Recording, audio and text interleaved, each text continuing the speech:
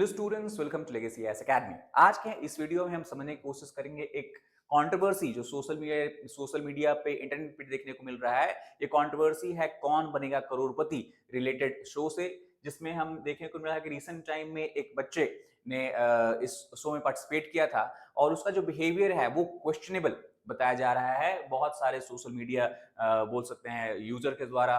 तो इस कॉन्टेक्स्ट में एक साइकोलॉजिकल टर्म उभर के आया है जिसको हम कहते हैं सिक्स पॉकेट सिंड्रोम। और बहुत सारे लोगों का मानना है, साइकोलॉजिस्ट, इवन चाइल्ड साइकोलॉजिस्ट का मानना है कि जो बिहेवियर था इस बच्चे का वो कहीं ना कहीं सिक्स पॉकेट सिंड्रोम से प्रभावित था। तो क्या है सिक्स पॉकेट सिंड्रोम, आइए समझते हैं डिटेल में। पर उससे पहले अगर हम कॉन्टेक्स्ट को देखें, बैकग्राउंड को देखें, कुछ दिन पहले 10 साल के बच्चे जिसका नाम इसित भट्ट है गुजरात से, उन्होंने केबीसी 17 एडिशन में पार्टिसिपेट किया था, अपियर किया था। और इस पूरे शो में ये देखने को मिला कि he has shown a quick bit, he also gave sharp answers and overall he was known for intelligence, but at the same time many of the viewers, अगर हम देखें बहुत सारे सोशल मीडिया व्यूअर्स हैं, सोशल मीडिया पंडित्स हैं, psychologist हैं, उन्होंने बोला कि उनका जो बिहेवियर है वो कहीं ना कहीं रूडनेस और ओवर कॉन्फिडेंस को एक्सप्रेस कर रहा है। Also many people have accused him of being too full of himself as such। Netizen ने on the other hand Amitabh Bachchan को बहुत प्रेज किया है कि जिस तरह का रिस्ट्रेंट उन्होंने दिखाया है, जिस तरह का पेशेंस उन्होंने दिखाया है इस तरह के बच्चे से डील करने में, वो काबिल तारीफ है। It has also trigger conversation on modern parenting, क्योंकि बहुत सारे लोगों का मानना है कि ये जो बच्चे का बिहेवियर था वो उसके कारण नहीं था, बल्कि जिस तरह से उसकी परवरिश हुई है, जिस तरह के माहौल में वो पला बड़ा है, तो कहीं ना कहीं उसके लिए पेरेंट्स भी जिम्मेदार हैं। नाउ इन दिस कॉन्टेक्स्ट एक जो टर्म उभर के आया है वो है सिक्स पॉकेट। तो क्या है सिक्स पॉकेट, अगर हम समझने की कोशिश करें तो ये टर्म चाइल्ड साइकोलॉजी में काफी ज्यादा दिन से यूज होता है। और इसमें हम उस तरह के साइकोलॉजी की बात करते हैं जिसमें बच्चे को हम ओवर इंडल्ज कर सकते हैं। नाउ क्यों ओवर इंटेलिजेंस है इसका, अगर हम ऑरिजिन देखें तो कहीं ना कहीं चाइना से इसका ऑरिजिन देखने को मिलता है। हमें पता है कि बहुत दिनों तक चाइनीज गवर्नमेंट ने वन चाइल्ड पॉलिसी को स्ट्रिक्टली इंप्लीमेंट किया था चाइना में, ताकि पॉपुलेशन को कंट्रोल किया जा सके। तो अगर एक ही बच्चा है घर में, और अगर हम देखें चाइना में भी ज्वाइंट फैमिली सिस्टम है, तो उस बच्चे को बहुत सारे जगह से प्यार मिल रहा है। For example he has parents, तो दो हो गए, mother and father, then two grand parents from mother side, तो चार लोग हो गए, and then two grand parents you have from the mother side, so 6 लोग। तो 6 लोग के लिए बस एक ही बच्चा है। तो जो ये सारे 6 लोग हैं वो अपना पूरा जो ध्यान है, कंसंट्रेशन है, अपना जो लव है उस एक बच्चे को दे रहे हैं। और इसके कारण क्या होता है, ओवरऑल एक लिटिल एम्परर इफेक्ट देखने को मिलता है। चाइल्ड साइकोलॉजिस्ट ने इस टर्म का यूज किया है, लिटिल एम्परर, दैट मीन बच्चा अपने आप को एक एम्परर की तरह समझने लगता है, क्योंकि उसे 6 लोगों से बराबर भरपूर प्यार मिल रहा है। तो इसी वजह से इसे सिक्स पॉकेट सिंड्रोम भी कह सकते हैं। नाउ जो ये सिचुएशन है वो मॉडर्न इंडिया में भी देखने को मिलता है। क्यों मॉडर्न इंडिया में देखने को मिलता है, क्योंकि अर्बन एरियाज में न्यूक्लियर फैमिलीज काफी कॉमन हो चुकी हैं, और जो बच्चे हैं वो पेरेंट के साथ ज्यादा टाइम स्पेंड नहीं कर पाते हैं, क्योंकि पेरेंट जो है वो वर्क कर रहे हैं। तो जब पेरेंट्स वापस घर आते हैं तो अपने चूंकि उन्होंने टाइम स्पेंड नहीं किया बच्चे के साथ, तो कहीं ना कहीं एक गिल्ट होता है। उस गिल्ट को ओवर कंपनसेट करने के लिए बच्चे को बहुत सारा गिफ्ट, गैजेट्स और इवन प्रेज देना स्टार्ट कर देते हैं। ग्रैंड पेरेंट जो हैं वो भी कभी कभी बच्चे से मिलने आते हैं, तो वो भी ओवर इंडल्ज करते हैं। सो ये पूरा जो सिस्टम है वो ये bad, it is not a bad system, लेकिन जो लव एंड केयर है बच्चे को वो बहुत सारी जगहों से मिल रहा है। तो इसके कारण जो चाइल्ड है उसका बिहेवियर इस तरह से मॉडिफाई हो जाता है कि वो कांस्टेंट ग्रेटिफिकेशन को सीख करता है, और इसी वजह से जो है वो हमें इस तरह का सिंड्रोम देखने को मिलता है। अब साइकोलॉजिस्ट का इस बारे में क्या कहना है, तो सबसे पहले हम बात करें डॉक्टर परमजीत सिंह की। उन्होंने कहा है कि जो ऑरिजिन ऑफ टर्म है, ऑब्वियसली उन्होंने बताया कि वो चाइना से आया है, और हमने ऑलरेडी डिस्कस किया है कि इस फिनोमेना को लिटिल एम्परर फिनोमेना भी चाइनीज साइकोलॉजिस्ट बोल रहे हैं, क्योंकि बच्चे को 6 जगह से प्यार मिल रहा है। अपार्ट फ्रॉम दैट डॉक्टर जिराक मरकर की बात करें तो उनका ये कहना है कि जो कि ओवर इंडल्जेंस है यहाँ पे डेफिनेटली, इसके वजह से इमोशनल मैच्योरिटी जो है बच्चों में वो काफी देर से आती है और डिले हो जाती है। और एक्सपर्ट ओवरऑल अगर हम बात करें तो उनका ये सिमिलर कॉन्सेंसस है कि excess love without limits it is not always good. कई बार ये बच्चों को ठीक तरह से मैच्योर नहीं होने देता है, और उनके लिए बाद में ये प्रॉब्लमेटिक हो जाता है।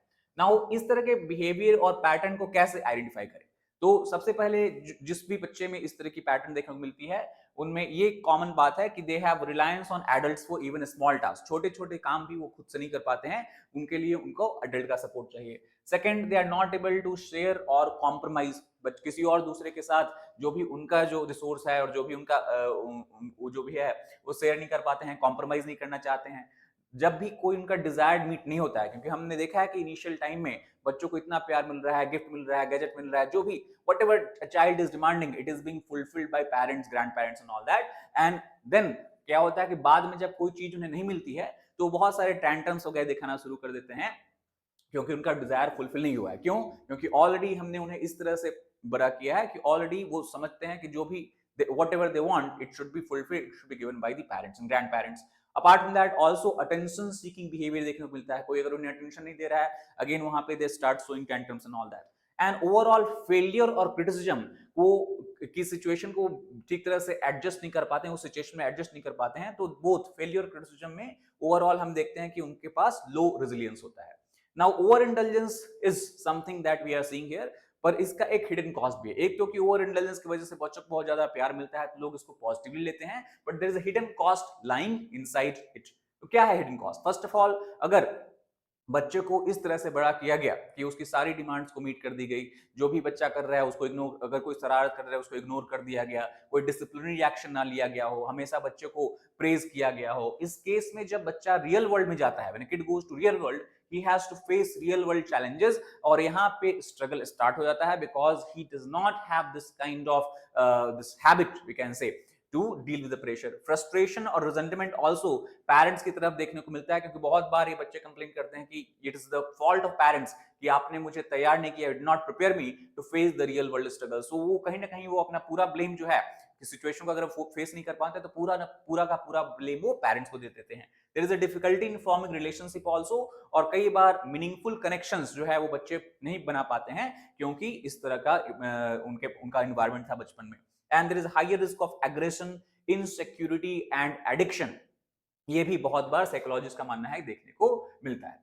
तो क्या सॉल्यूशन होना चाहिए? यहाँ पे बहुत सारे एक्सपर्ट्स का मानना ये है कि there should be love, definitely love is essential part in rearing of children, but apart from that जो लव है वो एक लिमिट में होना चाहिए, love with limit. That means when you are growing up a child, when you are taking care of a child, you should ensure that clear boundaries उनको पता हो। you have to set clear boundaries।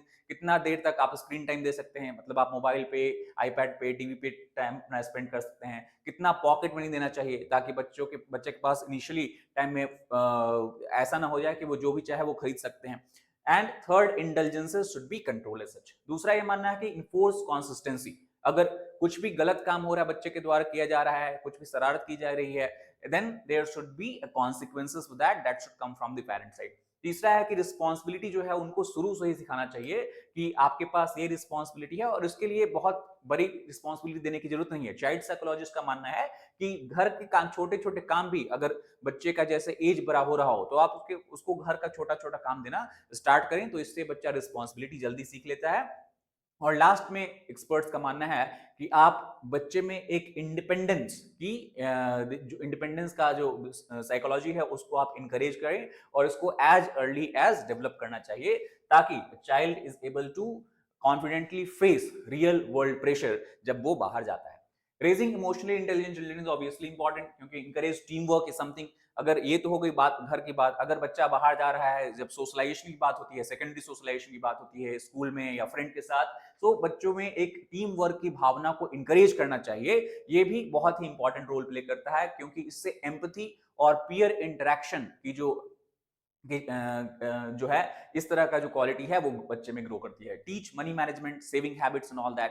Third, model calm emotional regulation at home.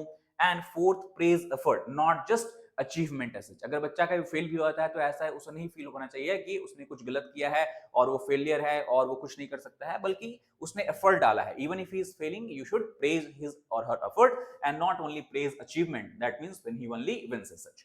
So overall total अगर हम बात करें completely, ये picture सामने आती है कि सिर्फ कॉन्फिडेंट चाइल्ड को ही ग्रो करना हमारा ऑब्जेक्टिव नहीं होना चाहिए, बट कि right kind of confident child, that is what our objective should be to grow in our home.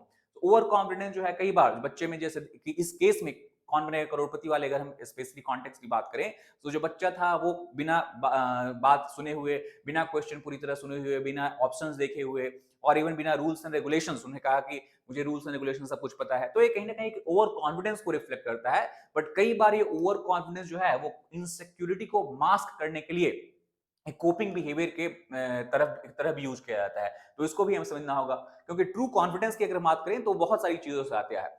Over intelligence can not create true confidence, it can only come from discipline, empathy and resilience. And many time अगर हम over intelligence की बात करें, यहाँ पे specially अगर हम six pocket syndrome की बात करें, तो डिसिप्लिन, एम्पैथी, रेजिलियंस कहीं ना कहीं ये हमें कम देखने को मिलती है बच्चों में। Apart from that, six pocket syndrome reminder है कि love your child deeply but don't give them everything too easily. उन्हें स्ट्रगल के बारे में पता होना चाहिए, उन्हें पता होना चाहिए क्या उनकी लिमिटेशंस है, क्या उनके पेरेंट्स की लिमिटेशंस है। और अगर इस तरह का बिहेवियर, इस तरह के इन्वायरमेंट अगर वो ग्रो करेंगे, तो ऑब्वियसली वो they will be more better to actually this what you can call as this tackle the challenges that they'll face in real life as well. So in the last message is simple, that boundaries are also example of love or a type of love. When you're setting a boundaries for your children, this is also a type of love, but maybe love in disguise. But this also play a very important role to ensure that child is able to easily cope with the failures, success, and can be better placed to tackle any challenge in the real world research. So that's all about this particular video. If you like the video, please hit the like button, share it with your friends, subscribe to the channel for more content. Thank you very much.